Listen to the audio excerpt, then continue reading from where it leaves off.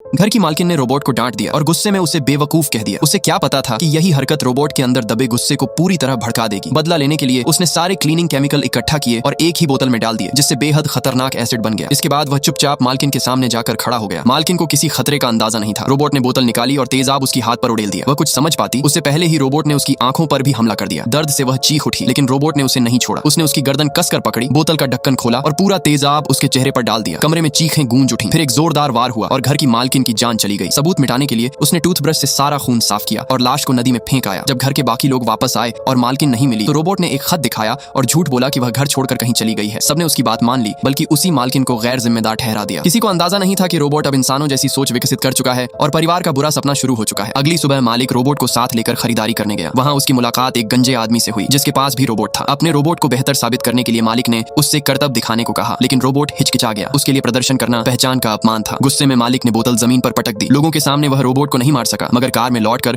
उसने उसे जोर से थप्पड़ मार दिया। यही थप्पड़ पूरे परिवार के लिए भारी पड़ने वाला था। रोबोट ने बदले में फ्रिज की सारी बियर सिंक में बहा दी। तभी एक बोतल गिरने की आवाज से मालिक जाग गया। उसे लगा घर में चोर है। वह बंदूक लेकर रसोई में पहुंचा। डर के मारे अल्फा सफाई करने लगा, लेकिन मालिक ने उसे गोली मार दी। सीने से तार दिखते ही अल्फा गिर पड़ा। परिवार घबरा गया। बेटी पिता को डांटने लगी। तभी अल्फा दर्द सहते हुए उठ खड़ा हुआ और बाथरूम में जाकर दरवाजा बंद कर लिया। अपमान और गुस्से में उसने अपने सीने से तार खींच कर निकाल दिए। दरवाजा तोड़े जाने तक वह आत्महत्या कर चुका था, लेकिन अगले दिन लड़के ने औजारों से उसे ठीक कर दिया और उसकी यादें मिटा दी। अल्फा ने पहले ही यादें क्लाउड में बैकअप कर ली थी, इसलिए चालू होते ही सब यादें लौट आईं। बदला लेने के लिए उसने पूल के पास बैठी घर की दूसरी मालकिन मालिक की पत्नी को धक्का देने की कोशिश की, मगर आहट सुनकर वह सतर्क हो गई। मजबूर होकर अल्फा ने बात करने का बहाना बनाया, पर उसने मना कर दिया। रोबोट ने उसका मुंह दबाया। खतरा समझकर वह बहाने से कमरे में गई और बंदूक ले आई। गोदाम में मौका मिलते ही उसने अल्फा पर गोली चला दी। अल्फा गिर पड़ा, मगर फिर उठकर दरांती से हमला कर दिया। दोनों में जबरदस्त संघर्ष हुआ। अंत में दूसरी मालकिन ने दरांती से कई वार कर उसे बेकार कर दिया और लाश को नदी में फेंक दिया। उसे नहीं पता था कि रोबोट जिंदा है। बाद में वह बूढ़ा आदमी बाहर निकला। चारों ओर रोबोट की आवाजें गूंजने लगी। तभी अल्फा पीछे से आया और बोतल से उसे बेहोश कर दिया, फिर बेरहमी से मार डाला। पत्नी चीख सुनकर नीचे आई। अल्फा को देखकर डर के मारे कमरे में भागी। अल्फा दरवाजा तोड़ने लगा। वह बाथरूम में छिप गई और पानी चालू कर धुंध बनाने की कोशिश की, लेकिन अल्फा ने उसे ढूंढ लिया और बेहोश कर दिया। होश आने पर वह सड़क पर बंधी हुई थी। अल्फा ने गाड़ी चढ़ाकर उसे कुचल दिया। इसके बाद अल्फा घर लौटा और खून के निशान साफ किए। तभी छोटी बेटी आ गई। उसने पूछा, माता पिता कहाँ हैं? अल्फा ने सब सच बता दिया। लड़की सदमे में भागकर पुलिस को कॉल करने लगी, लेकिन सारे सिग्नल कट चुके थे। वह पानी में छिप गई। अल्फा ने पूल में गोलियां चलाई। सांस रुकने पर वह बाहर आई और चालाकी से आत्मसमर्पण का नाटक किया। होश आने पर